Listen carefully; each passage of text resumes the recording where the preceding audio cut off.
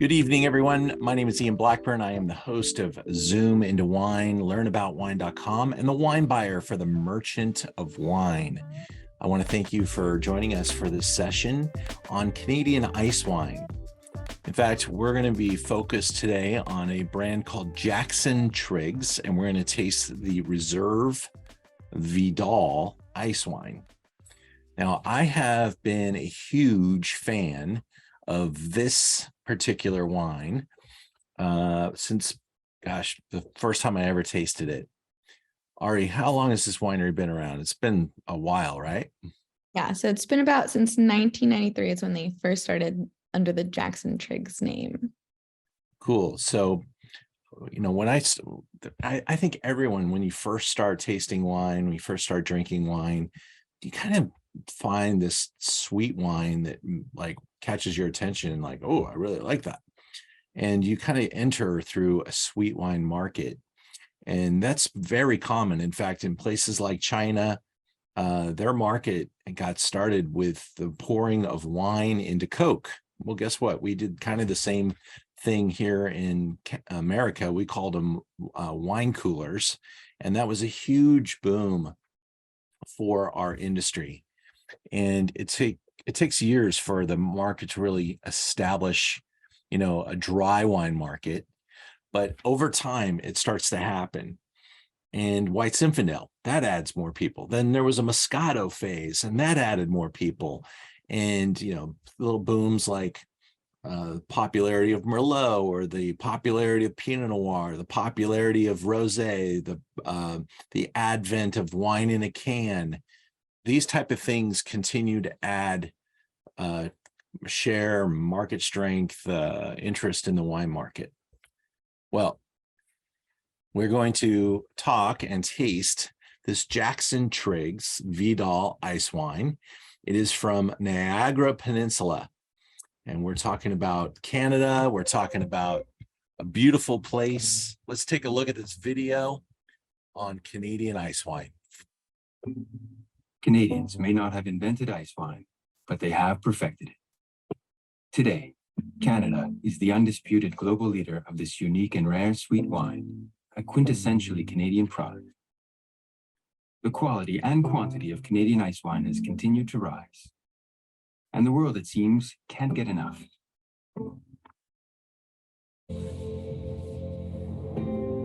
The secret, of course, is Canada's extreme climate. Every year, winemakers are guaranteed the right conditions to produce ice wine, and not a single harvest has been missed in over 30 years. By law, the temperature must be at least -8 degrees Celsius or colder for several hours to ensure that grapes are frozen solid before pressing. This happens under darkness of night, and growers are forever searching for willing harvesters. In an ideal season, grapes will go through several freeze and thaw cycles before harvest, which helps to build complexity. And harvest often happens well into the new year. Once harvested, the rock-hard bunches are then put into vertical presses. The resulting juice is not only rich in sugars, but also acids critical for ice wine's marvelous balance, and extract, the precursors to ice wine's celebrated complexity. Canada now exports ice wine to over 100 countries, and production in the last 10 years alone has nearly doubled. Ontario accounts for 90% of this total. Ice wine is best enjoyed, like all sweet wines, with a chill, but not ice cold, to allow its aromatics to unfold in the glass.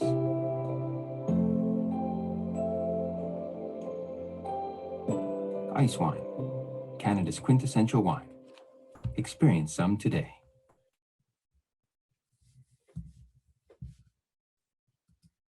Good job, Canada. So we've got the history of ice wine here. When you think of it, ice wine may be like the original wine. There were these grapes that got picked, they were frozen, they turned them into wine, boom, ice wine was invented. The first wines were by accident. they're literally taking grapes to the marketplaces and they fermented on their way. So, you know, the story of wine is long, and there's a lot of different uh, interpretations of how things got rocking. Everybody loves to be first, so we always make up a story or find a story. But I will tell you, number one in the world in ice wine is Canada. And the wines that we're tasting today, this Vidal, comes in this super cute 187 bottle. And the reason, there's good reason for this shape and size. A little goes a long way. B, it takes so many grapes, frozen grapes, to make a bottle of wine. The work reward is pretty crazy. But honestly, at this price point, in Ari, will you find out how much we're selling this wine for on the Merchant of Wine? At this price point, no one in the world could touch this price point. You know, in Napa Valley, they take grapes, they maybe even take late harvest grapes and freeze them. Cryogenically frozen grapes are turned into dessert wine all the time. And the idea is that you're freezing the water content, and then when you crush, you're basically keeping the water but releasing the nectar. This really high sugar, high acid juice is extracted without volumes of water, and that's really pretty fascinating. And so you're getting something that's like wine plus, you know, it's like the extract of wine, the perfume of wine. And that's what's really special about ice wine. Ari, what do you got? So at our full price, it's going to be 36, but we do have it on sale at the moment for about $29.95. Cool. And I will tell you, for $30, you know, a wine like this would be $30 a glass in a restaurant. And we're talking about a 3-ounce pour. So this would probably get 4 people, a good, maybe a 2-ounce pour times for 4 people. I think that's what we could get out of a bottle like this. And that's a pretty great value. When you put this wine in your mouth, it is so concentrated, so dense. So it takes almost like a minute for your brain to feel the wine. There's a weight to this wine, a concentration that's really special. Put that in your mouth, and it takes a moment for your brain to like compute, what do I have here? It's like so informationally rich. And of course the sweetness is it's something, it's almost profound, the way your body reacts, your mind, to this hyper concentrated flavor profile that has been elevated through the frozen process, the freezing process. There's this dense fleshiness, and then you hit this acidic wall.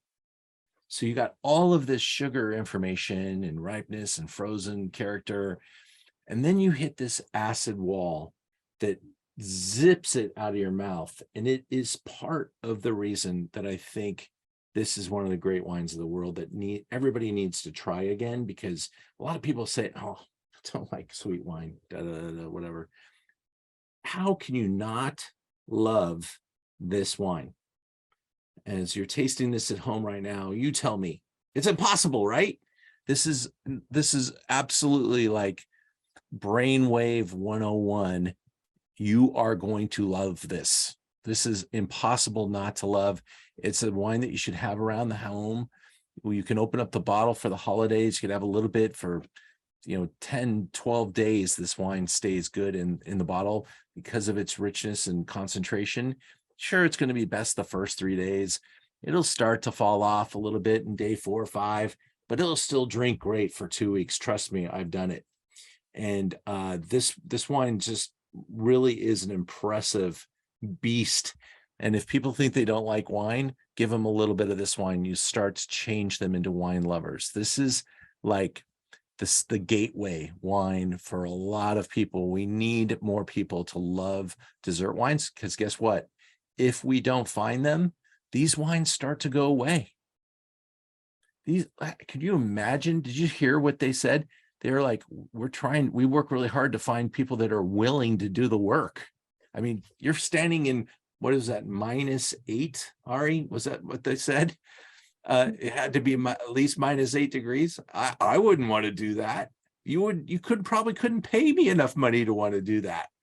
I might do it for 10 minutes and be like, oh, that's cool. That's a lot of work. All right, you guys have a good harvest. Bye.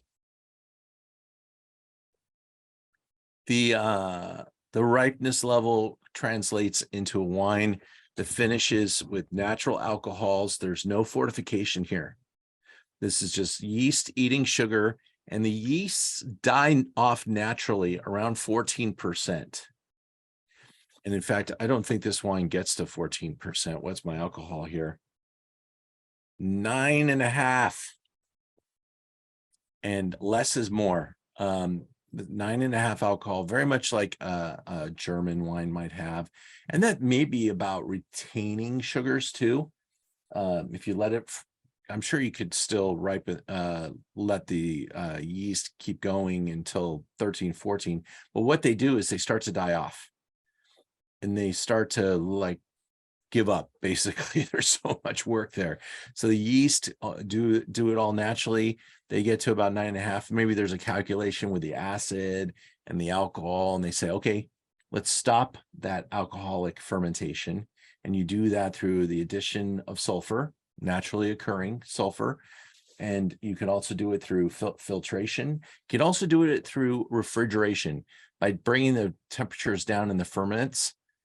It all of a sudden stops moving, inanimate things go completely mute, and then you're going to add your sulfur and filter it off and bottle, and that's how this wine is made.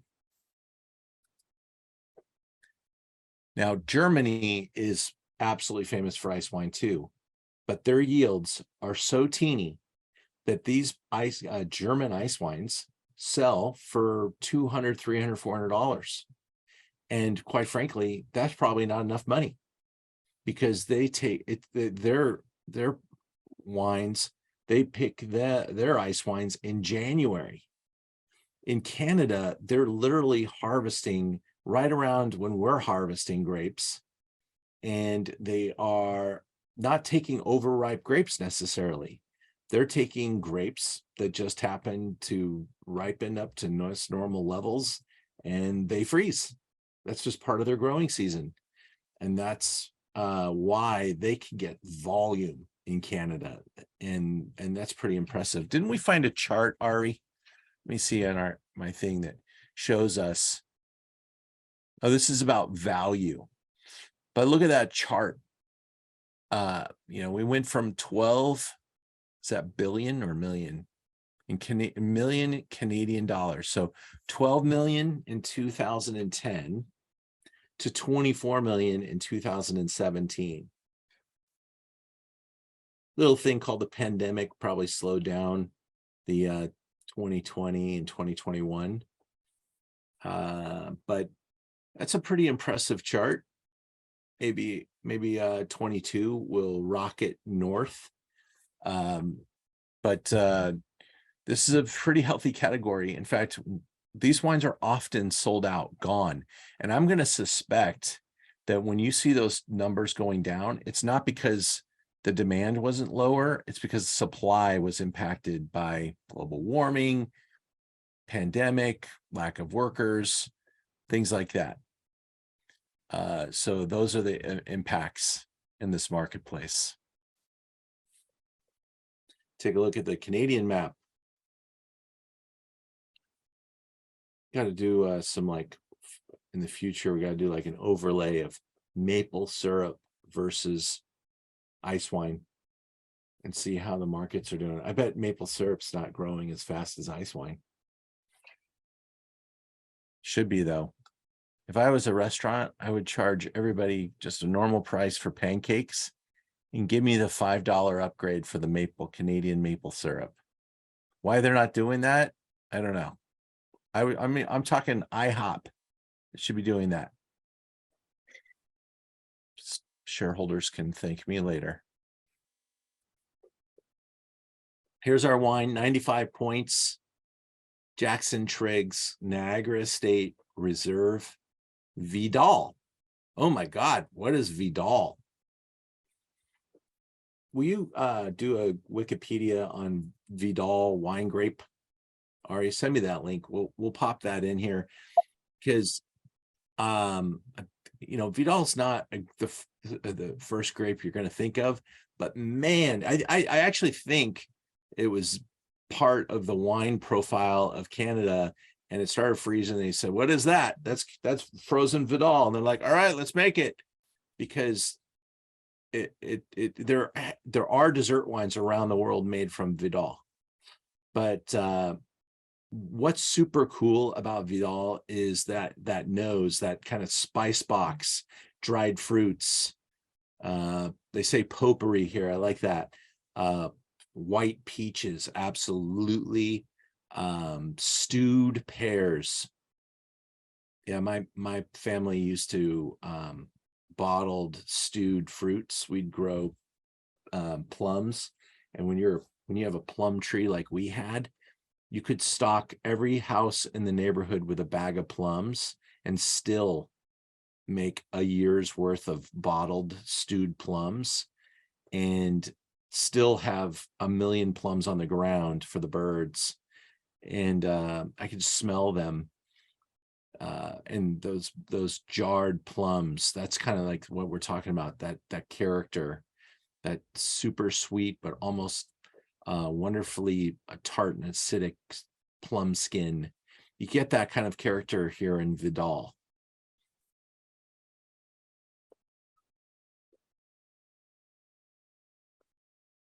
Cold, look at the winemaking. After undergoing a series of freeze thaw cycles, probably in the vineyard we're talking about here, then they harvest it when it gets down to -10. So they're kind of waiting for that -10. The first couple of freezes are like -4, -5, never 8. They go to -10, bing, bing, bing, bell goes off. They go out and pick it.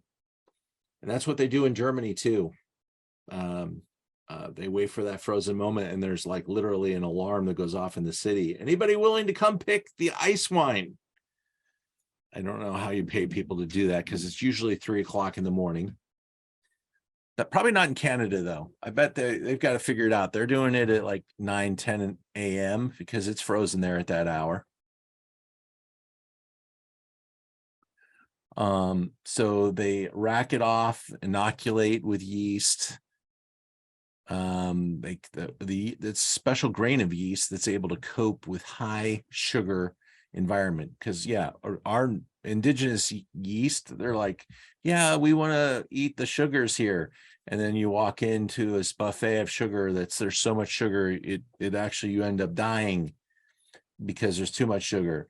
So that's why you'd find a type of yeast strain that enjoys having lots of sugar available, and it does its job. And it may even let's see, fermentation was arrested. There we go. I said that at a point where the residual sugar and acidity were in perfect balance, thus 9.5 alcohol, and bottled under cork to allow for excellent ageability. A little bit of passive oxygen passing through that cork as this wine develops over time, becomes more honeyed.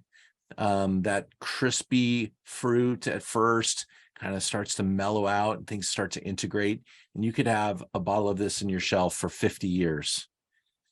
And honestly, a sad part about my business is I'm often called when wine collectors pass away and their significant others say, I got to sell all this wine, Ian. Can you come take a look at it? And they have a wall full of dessert wine they never opened. Don't let that happen to you. Drink some ice wine any occasion you can. It'll change the quality of that occasion. I really think it should be a bigger part of our family gatherings. There would be less family feuds if we all drank more dessert wine together. And this is just really magical stuff. I want to encourage you to try gifting this. It even has a really cute little box. Great gift.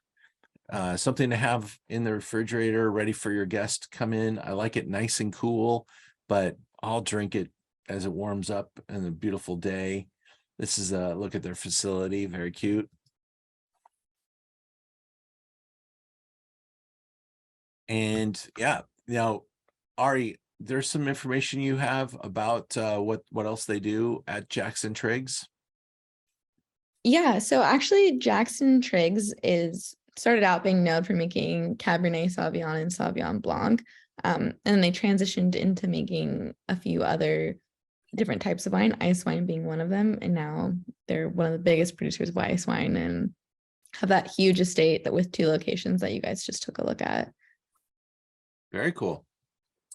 Yeah, and this is a brand that's brought in kind of in simpatico with another very famous ice wine, Inniskillen. And so they're kind of marketed hand in hand. Inniskillen doesn't make a teeny little bottle like this. So this is, kind of something special for Jackson Triggs. But they're able to achieve a great price point with this package size. And they know that that this is going to sell a lot better under $40 a bottle than it would at $100 a bottle, which some of the Inniskillens are approaching. So this is a really great dessert value. I love finding dessert wines. They're great in our store. They're so much fun to pair. Try this with some blue cheese. Try this with some, different types of charcuterie and cheese platters. I don't necessarily like dessert wine with dessert. I think you need something more savory with this sweet category. And quite frankly, I just have it all by itself. Maybe something even not very sweet as a dessert, maybe some cookies, maybe some, let's say like I've recently been seeing quite a few people making like a honey cake or something, pretty almost savory. That would be my suggestion. Try putting this with cheesecake. I'm not sure. It's just too much of a good thing. So I do recommend dessert wine on its own. I will also give a plug that if you like things like foie gras, which I know you don't, Ari, you're a vegetarian, and so earmuffs for that.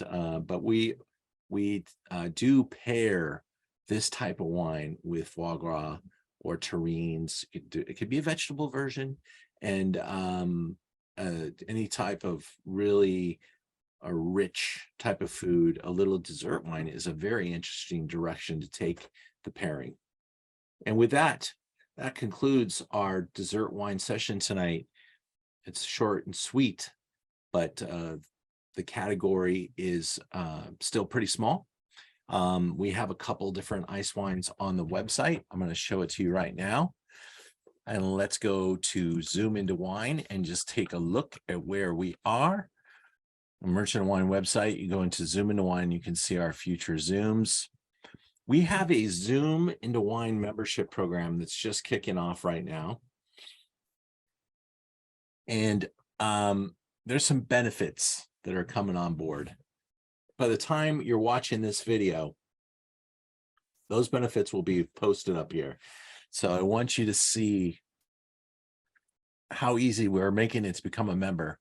Because you join for $95, you're going to get a heck of a lot more than $95 back immediately. And then you've got a year of Zoom benefits, which will be amazing. So consider supporting the Zoom into Wine membership at whichever level fits your budget. So we just finished with our Jackson Triggs presentation. I'm taking off for a trip to Portugal. And so when this Zoom takes place, we'll be starting our trip to Portugal in just a day or two. So I'll be already over there getting ready for the group. Next week from Portugal, we're going to do the Doisy Dane presentation. And then this Blandy's presentation as well. And you could still join both of those. In fact, if you want to do both of them, we can ship them to you at one time and save you on shipping. These single bottle Zooms, we get them out there. that the wines last a long time, so you can open them with me and then taste them with your family on the weekend. This Blandy's 15-year, we could zoom this year on this wine, and then next year, the same date, we can use the same bottle and taste from it again, because Madeira does not go bad. So wait till you try that Madeira. It is going to rock your world. It is such a phenomenal category to talk about, so I can't wait to do that. Our final Zoom before our stars of France is down in Jerez in Spain. We're going to taste some sherry together, very special, cool, old school sherry. And then we do the stars of France, which is really coming together. It's going to be a beautiful event with some great brands. And all of that information will be living right here on the Stars of France landing page, which you actually have to go to learn about wine to see. I forgot about that. Let me take people there. Here they are.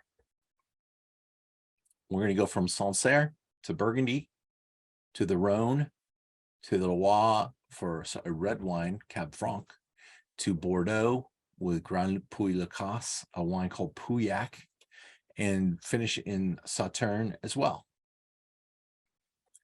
You can do that whole thing, $39 right now. Price will increase December 7th.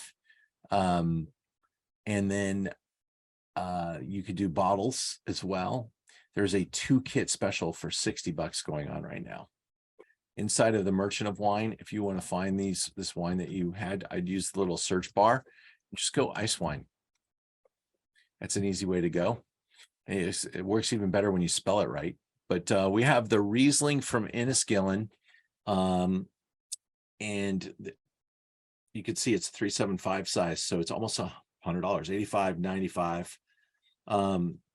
Really a fantastic wine. So is this. This is a 187 size and $30. Great gift. Great gift. So think about that for the holidays. And we can ship it pretty much anywhere that's legal, and we'd love to. So give us a call and let us know your interest, or sign up and get in there. You'll have a little discount code to use if you're on our Zoom. But I would appreciate you being here tonight, and hope you guys had a good time tasting Canadian ice wine. Thank you, Ari. Thank you, guys. And we'll see you later. Thank you.